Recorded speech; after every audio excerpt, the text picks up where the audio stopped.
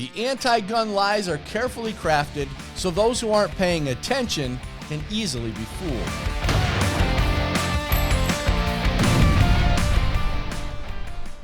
Recently, New Jersey Attorney General Matt Platkin misled the public on forced reset triggers for the purpose of gaining support for gun legislation, of course. His goal, which appeared to be to change the minds of people who aren't paying attention, falls flat when we examine everything he said in his public gun fear announcement. So here's what Platkin said, and we'll break it down. The federal government has considered machine gun conversion devices like forced reset triggers that convert firearms into automatic weapons that, as Attorney General said, has killed indiscriminately, including law enforcement officers, as machine guns. First, it's important to know that forced reset triggers do not convert firearms into machine guns. This is a chronic lie perpetuated by Democrats. Now, the classification of forced reset triggers as machine guns that Platkin claims the government recognizes is based purely on a regulatory interpretation by the ATF, not an act of Congress. And it's in the process of being legally challenged. Now, not to mention that a federal court and the current Department of Justice have both taken the position that forced reset triggers are not machine guns. So what a way to take advantage of an unconstitutional violation by Democrat-appointed activists at the ATF. And Platkin's claim that forced reset triggers have indiscriminately killed police officers is a flat-out lie. There are no documented cases of police officers being killed by people using forced reset triggers.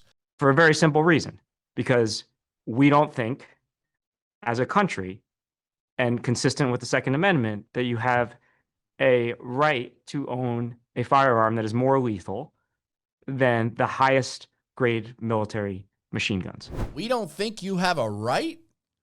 Who does this guy think he is? Is he really speaking for the entire country? And does Platkin not understand what the Second Amendment means? And how exactly does a forced reset trigger make a firearm more lethal than the highest grade military machine guns? The arrogance of these public employees to assume that people will obediently consume their nonsense and their willingness to lie to the American public for the purpose of disarming them is astonishing. But let's move on, because Platkin doesn't stop there. And so what the administration is doing here, not through a rulemaking, not through a statutory change, not through any type of legal action other than a private settlement agreement with private parties, they won't even tell us, or tell the public rather, who these machine guns will go back to. So could it be violent felons? Of course. Could it be domestic violence abusers? Of course. Could it be people who will sell to violent felons and domestic violence abusers? Of course. Want to put machine guns, 12,000 of them, into all of their hands. Platkin goes on to induce fear into the minds of people who don't know any better by suggesting that due to a recent court decision in favor of protecting forced reset triggers from unconstitutional legislation, the government will now be giving forced reset triggers to violent felons and domestic abusers. This suggestion that government would violate the restrictions that limit the possession of firearms by certain criminals is all for the purpose of scaring the public. This is what the gun grabbers do when they get desperate and realize that the Constitution blocks them from violating the rights of the people they represent. First, they need to scare you by demonizing a simple device like a forced reset trigger.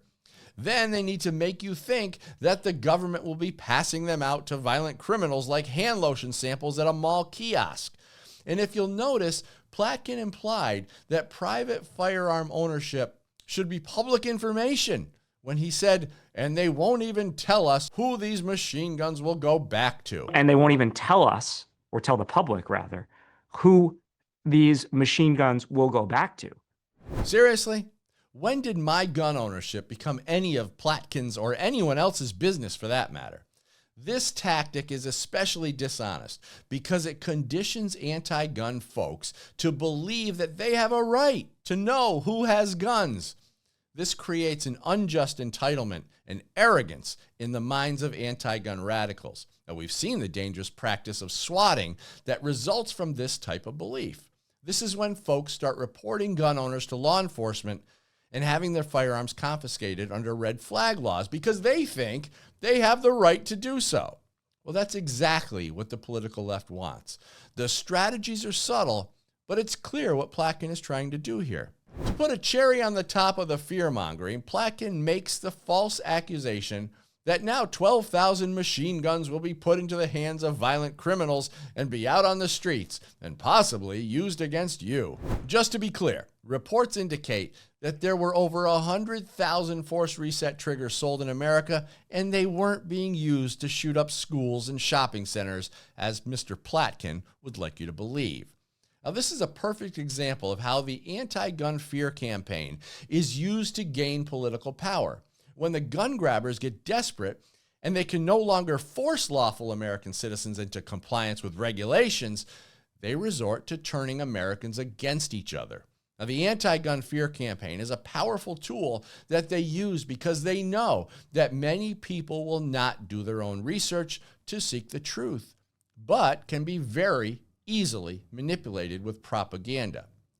Fear-inducing propaganda is one of the most important tools when enacting gun control. Gun Owners of America and Gun Owners Foundation have been and always will be on the front line defending gun rights because compromising our Second Amendment and forfeiting our freedom to tyrants is never an option.